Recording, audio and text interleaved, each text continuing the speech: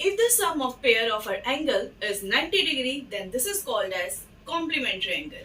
If their sum is 180 degree, then this is called as supplementary angle. But if the sum of two adjacent angles is 180 degree, then this is called linear pair. Now it's time to learn more. Hi, this is Rachna Rawat and you are watching Minecraft ED. ED for education. Let's get started.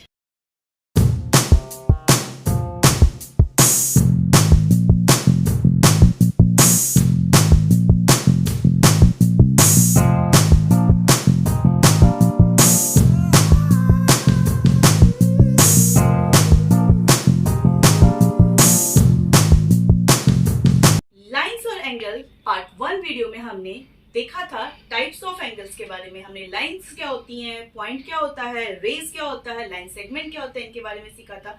Different types के angles के बारे में हमने सीखा था। हमने complementary, supplementary और linear pair angles के बारे में सीखना था, जो कि रिलेटेड एंगल्स थे। अब हम सीखेंगे ट्रांसवर्सल के आगे। आखिर ये ट्रांसवर्सल लाइन होती क्या है।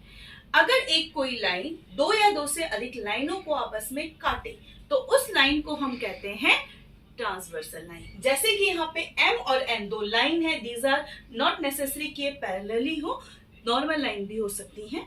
तो ये M और N दो लाइन है, इनको एक लाइन L नाम की लाइन दोनों को अलग अलग पॉइंट्स में इंटरसेक्ट कर रहा है, तो हम L को कहेंगे ट्रांसवर्सल लाइन। इस L जो कि एक ट्रांसवर्सल लाइन है, ये M और N को डिफरेंट पॉइंट में कट कर रहा है, इंटरसेक्ट कर रहा है, तो जिसके कारण कुछ एंगल्स फॉर्म हुए हैं। इन एंगल के फॉर्म होने से हमारे जो ये डिफरेंट एंगल 1 2 3 4 जो आपके बने हुए डायग्राम में, ये एंगल्स जो है इनके बीच में आपस में एक रिलेशन है। उन रिलेशंस को क्या कहते हैं, हम किन नामों से जानते हैं, उनके बारे में हम अब थोड़ा सा और डिटेल में पढ़ते हैं। अब देखिए यहाँ पे ये जो एंगल है 2 and 4, 1 and 3, इस तरह से जो ये कट हो रहे हैं, ये एंगल जैसे यहाँ पे कट हो रहा है। अब ये एंगल और ये एंगल आपस में एडजेसेंट है। एडजेसेंट क्यों? क्योंकि इसमें देखो सिंगल आर्म है, दोनों के एक आर्म कॉमन है।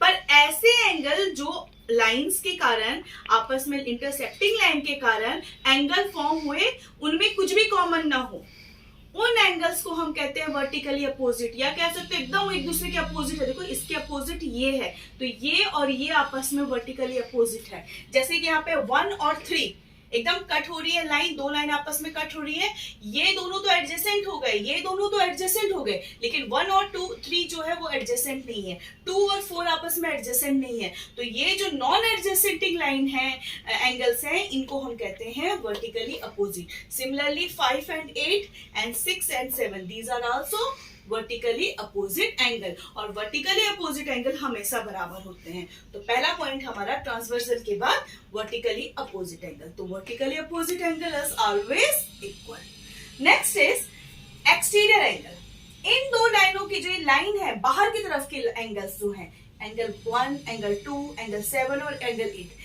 ये जो ट्रांसवर्सल लाइन के 8 एंगल जो इसने बनाए हैं, इन 8 एंगलों में जो बाहर वाले आउटर साइड वाले हैं, इनको हम कहते हैं एक्सटीरियर एंगल।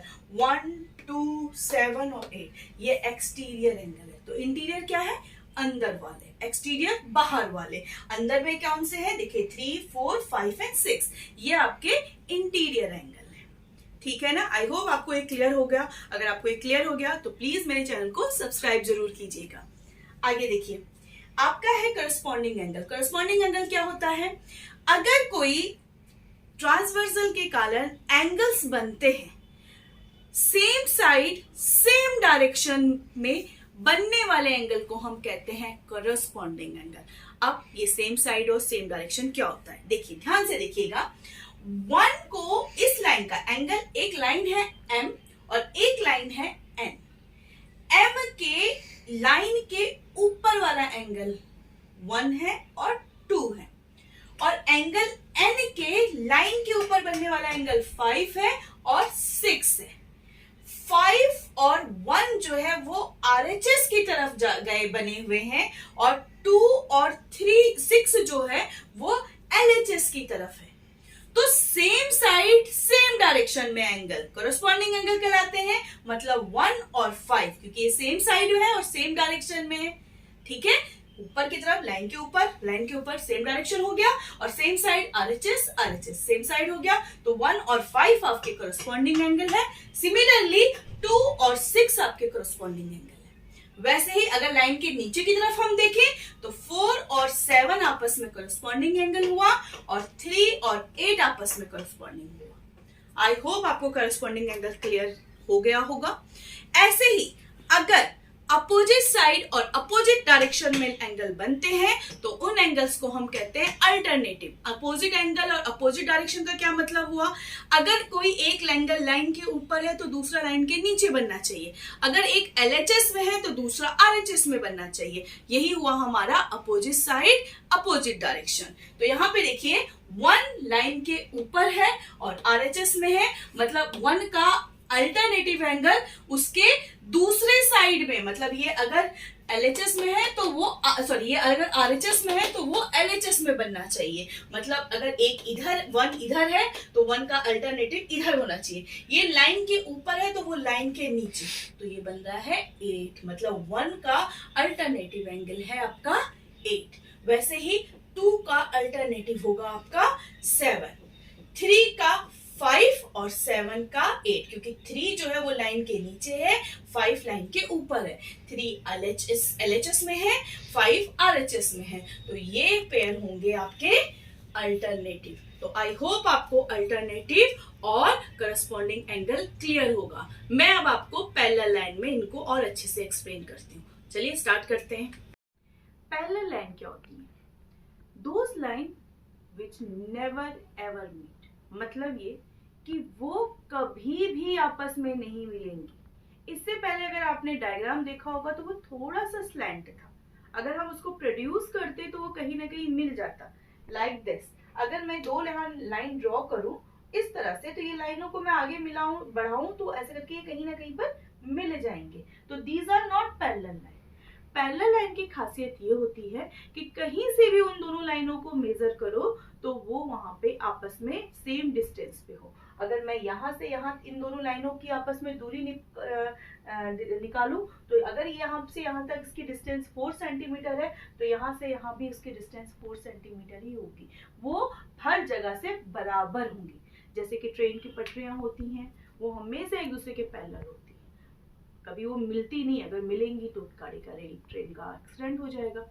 वैसे ही पैरेलल लाइन, जैसे आपके घर के दीवारें देखिए, सामने सामने वाली दीवारें भी ऑलमोस्ट पैरेलल होती हैं। क्यों? क्योंकि नहीं तो दीवार अगर टेढ़ी होंगी तो वो आपस में ऐसे करके मिल जाएंगी। ठीक है, तो आपका कमरा कैसे बनेगा फिर? तो इसलिए पैरेलल लाइनों को इक्वी डिस्टेंस में होना जरूरी है। ठीक है, तो यहाँ पे हमारी 2 पैरेलल लाइन है, M और N 2 पैरेलल लाइन है, जिसको कि एक ट्रांसवर्सल, जिसका नाम हम L दे देते हैं, ये L नाम का ट्रांसवर्सल इसको इंटरसेक्ट कर रहा है। जैसे हमने इससे पहले वाले डायग्राम में बनाया था, उसमें भी 8 एंगल्स फॉर्म्ड हुए थे, यहाँ पे भी 8 एंगल फॉर्म्ड हुए, 1 2 3 4 5 6 7 एंड 8। ठीक है, सेम चीज है, एक्सटीरियर एंगल बाहर वाले, इंटीरियर एंगल अंदर वाले, corresponding angle same side same direction. Normal line अगर है तो उनमें जरूरी नहीं है करस्पॉन्डिंग एंगल आपस में बराबर हो, लेकिन पैरेलल लाइन के केस में अल्टरनेटिव एंगल और करस्पॉन्डिंग एंगल दोनों हमेशा बराबर होती हैं। प्लीज मेक श्योर कि वो लाइनें पैरेलल हो, देन ओनली वो करस्पॉन्डिंग एंगल इक्वल होगा, देन ओनली उनका अल्टरनेटिव एंगल इक्वल होगा। अल्टरनेटिव एंगल और करस्पॉन्डिंग एंगल इससे पहले भी मैंने आपको समझाया था, पर मैं फिर से रिपीट करती हूँ आपको, सेम साइड और सेम डायरेक्शन में बनने वाले एंगल करस्पॉन्डिंग एंगल होते हैं, अपोजिट साइड और अपोजिट डायरेक्शन में बनने वाले एंगल अल्टरनेटिव होते हैं। यहाँ पे 1 और 5 जो है वो करस्पॉन्डिंग एंगल है, तो इसलिए 1 और 5 आपस में इक्वल होंगे, 2 और 6 आपस में इक्वल होंगे, opposite same side same direction corresponding angle.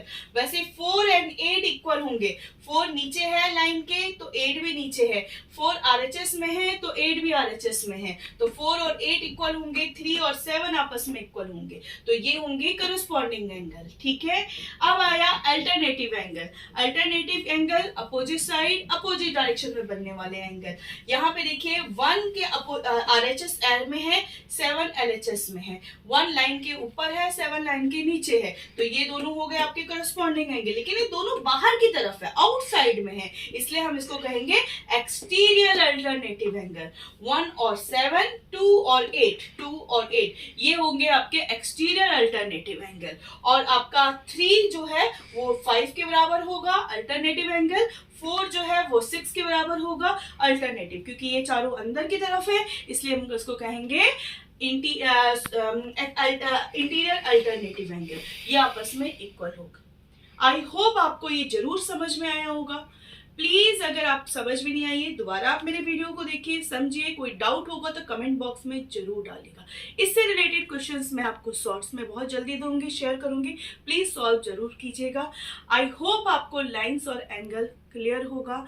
कोई डाउट होगा, आस्क मी एनी टाइम, जब भी आपका मन हो कमेंट बॉक्स में डालिए, मुझसे पूछिए, डाउट क्लियर कर सकते हैं आप। Thank you for watching, bye bye.